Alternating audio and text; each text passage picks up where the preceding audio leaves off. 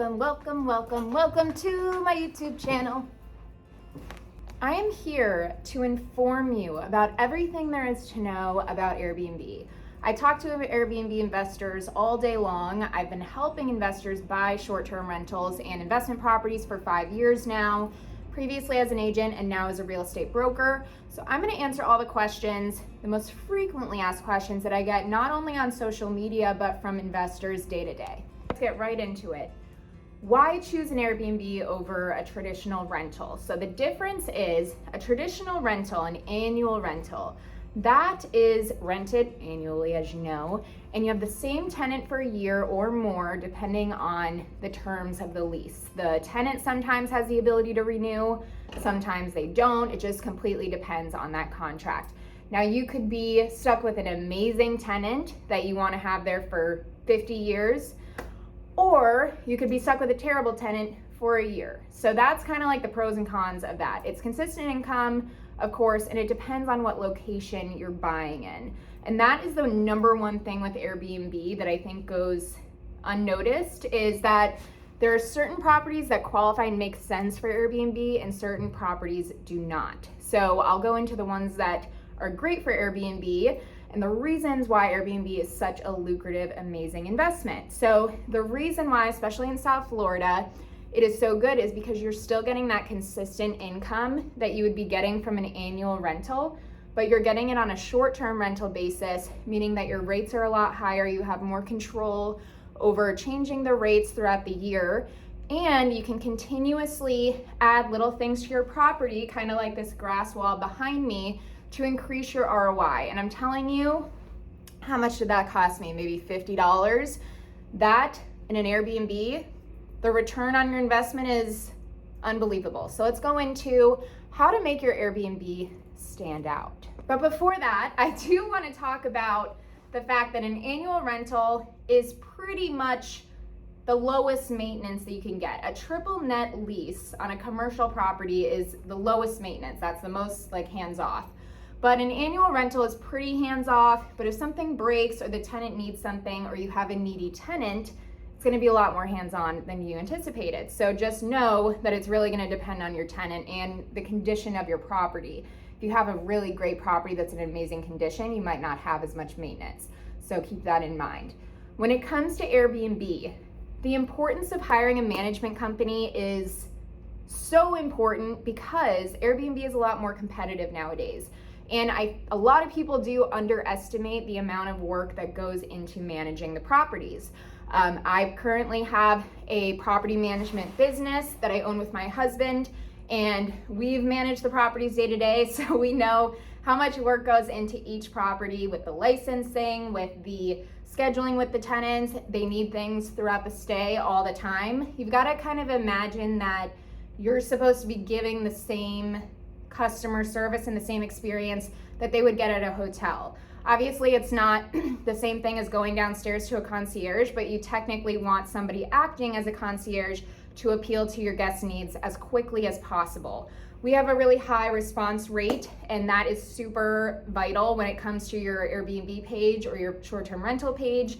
You want to make sure that that is key when you are choosing a management company or managing it yourself, that you are responding very quickly. We got to superhost status pretty quickly. We have over almost 50 reviews on Airbnb for our properties. So you want to make sure that you're working with a management company that's going to do marketing for you, that's going to do the professional photos, that's going to give you ideas for what will bring in more money for your property. That's what you're missing when you're not hiring a management company, because you're not getting any of the feedback of, okay, this makes sense, this doesn't, this will add value, this won't.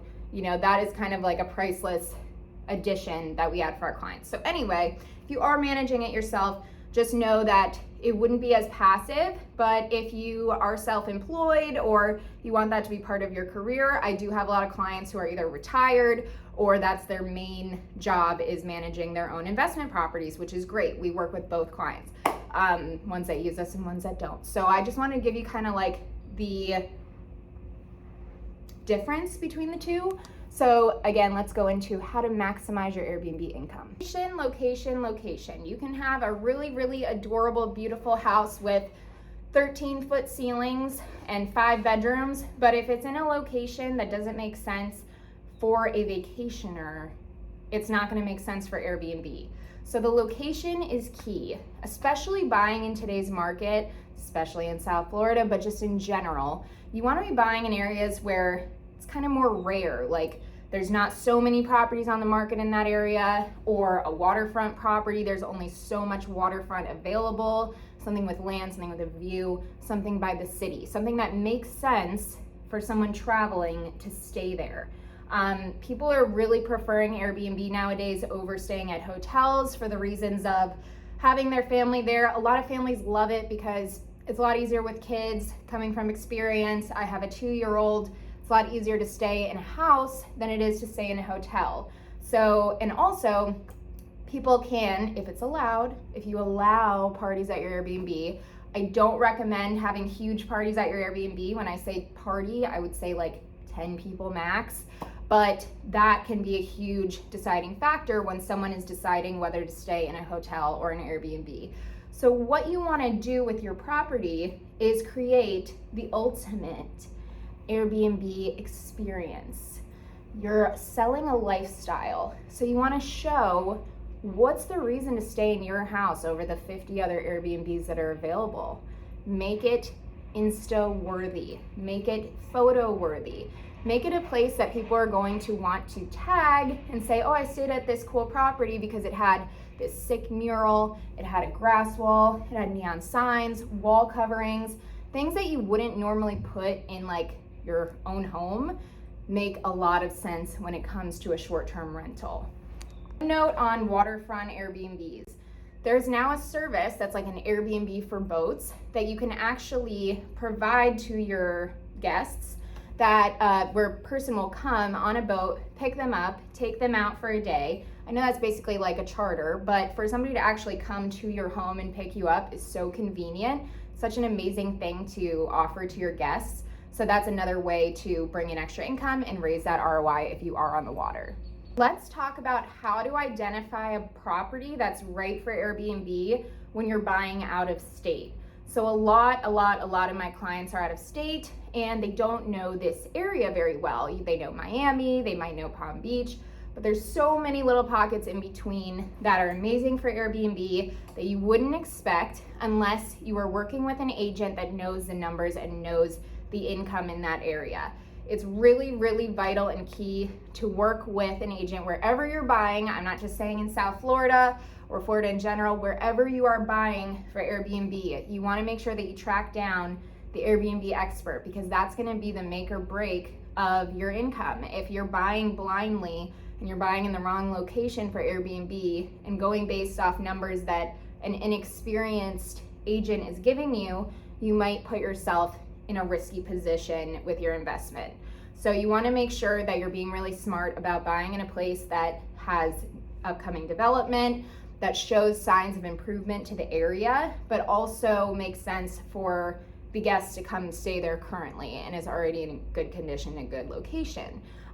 However, there are places that you're going to buy in a premium and overpay, and there's places that you can buy for a little bit less, even though it's a seller's market, and then you'll see the increase over the next few years while you're getting that monthly cash flow. Last question that I get all the time is, what does the market look like now for short-term rentals and what does the demand look like? So we are entering a phase of that's going to be a travel boom. Now that a lot of the restrictions are being lifted, we have been in the reshuffling phase of people deciding where to live, deciding where to move, etc. I have seen a lot of people come to stay at our Airbnbs to figure out where they want to live in South Florida, where they want to move before they make their final decision, or a lot of annual rentals have taken place and they're now starting to buy primary residences. So I believe that that's still happening all over the country, this reshuffling, and I don't think that that's going to stop anytime soon. However, I do think the travel boom is what's going to bring a lot of income for these Airbnbs. So the people that are buying them now are getting themselves set up for that travel boom. We already are so infiltrated with people from other states and people coming to visit here, even throughout our summer, which is usually the slowest months, have been insane down here.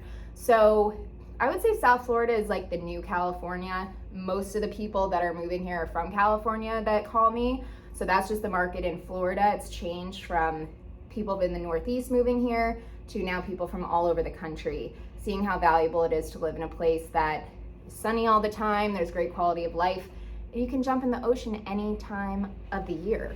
I'm looking at the water as we speak. I could go jump in the canal right now if I wanted to, and it's February. So the market, I think, if anything, over time it will plateau as far as prices are concerned, but it's a really good idea, like I said, to buy in areas that are unique, that you can see the potential for growth over the next few years, because I don't see the market slowing down anytime soon, especially in South Florida, which is a vacation hotspot for years and years and years. Thank you for watching. I hope this was helpful for Airbnb investors and people that just want to learn more about the vacation rental market. Comment below what you'd like to see from me from YouTube. I'm going to be posting more day in the lives, more of my transactions day to day, but I want to know from you what you would like to see. Have a great day, and thank you for watching.